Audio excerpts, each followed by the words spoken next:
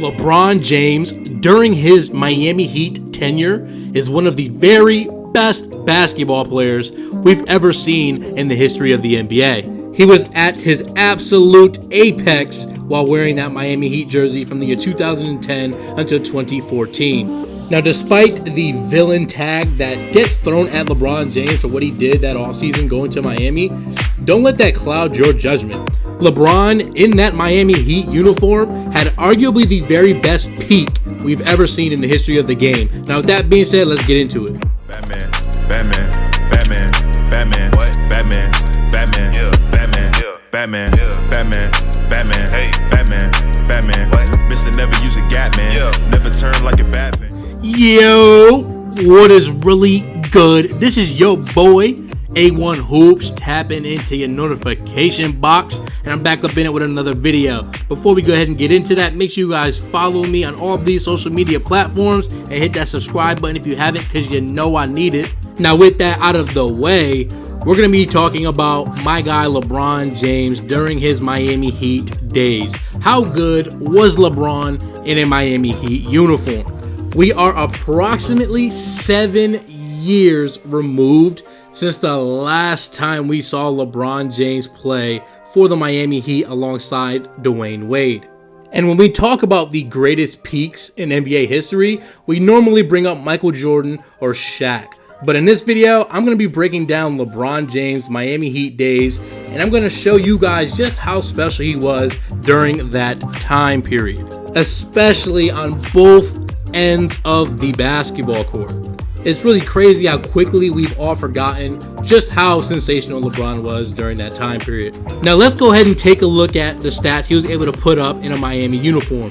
27 points per game, 6.7 assists, 7.6 boards. He shot 54% from the field, 37% from the three-point line. He had a true shooting percentage of 62.2% and an effective field goal percentage of 57.7%. But as usual with a player like LeBron James, the stats almost never do him any type of justice.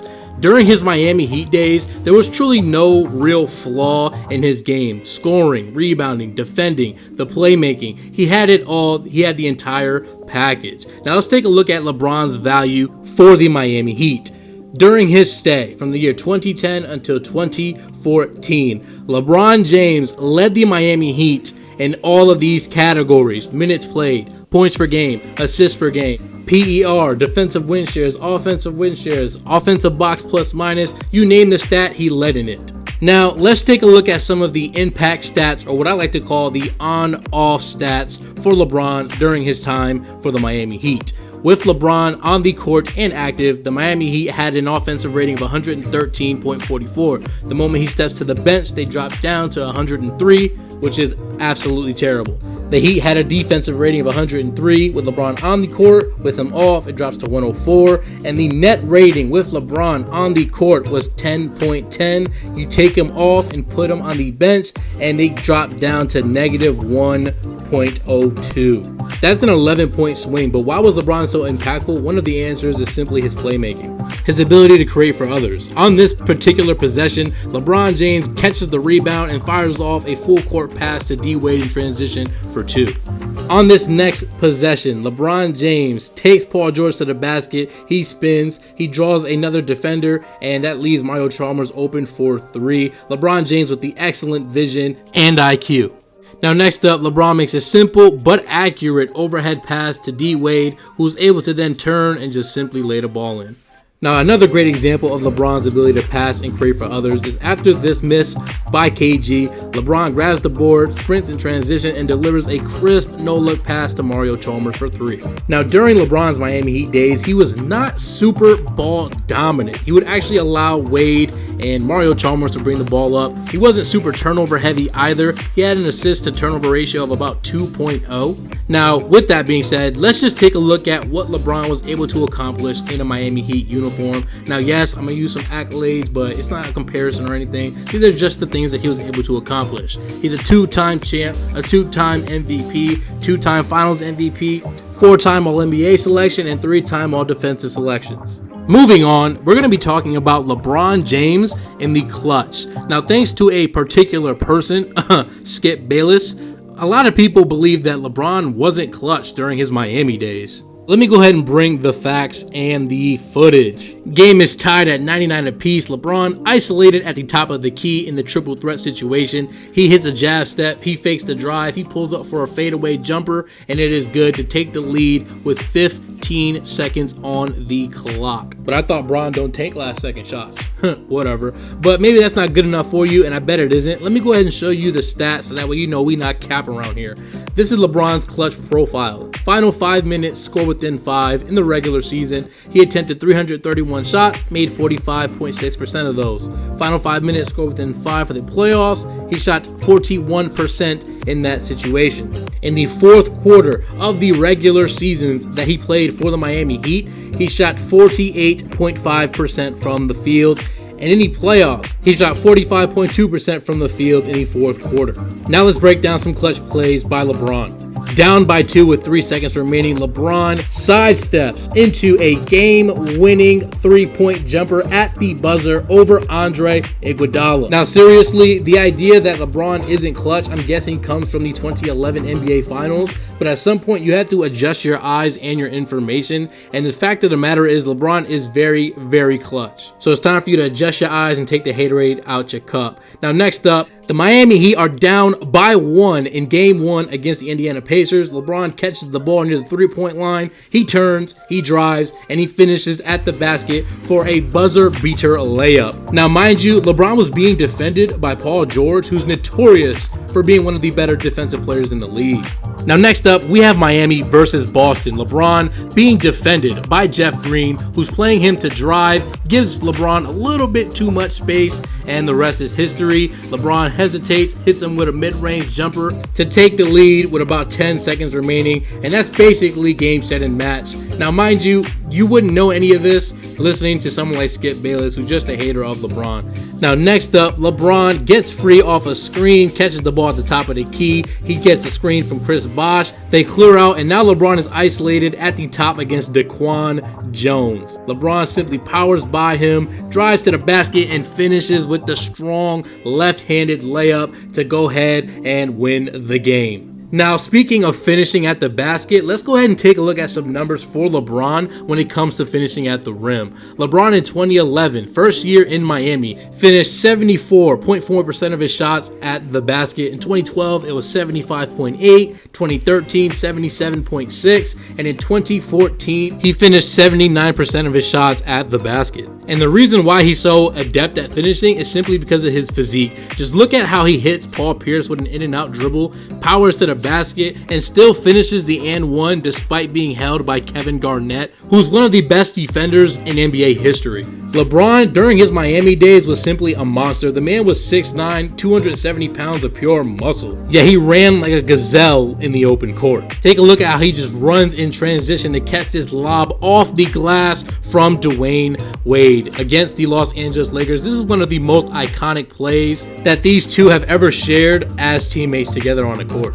Now, here's an interesting fact for y'all. Shaq, during his peak, only finished about 76% of his shots at the basket, yet my man LeBron, during his Heat days, finished 77% at the basket. Now, look at this next play. LeBron posting up against Paul George, one of the better defenders in the league, and that simply doesn't matter to a guy like LeBron. He easily beats Paul George to the basket and finishes the and one over David West. During his Heat days, there was just simply no way to stay in front of him. He was immensely strong, and like I said before, his speed was simply unmatched. Reports were that he ran like a 40-yard dash in 4.5 seconds, which is simply sensational. Now, how can we discuss LeBron James dunks without talking about the dunk of them all, the one he had against Boston right over Jason Terry's neck? I guess you can kind of call that payback for what happened in the 2011 NBA Finals, but I'll let y'all be the judge of that. Now, let's go ahead and talk about this dunk. That's just ridiculous. I don't even have anything to say about this dunk in particular, but this was actually a game-tying dunk, or I believe it was to get them to within 2 points.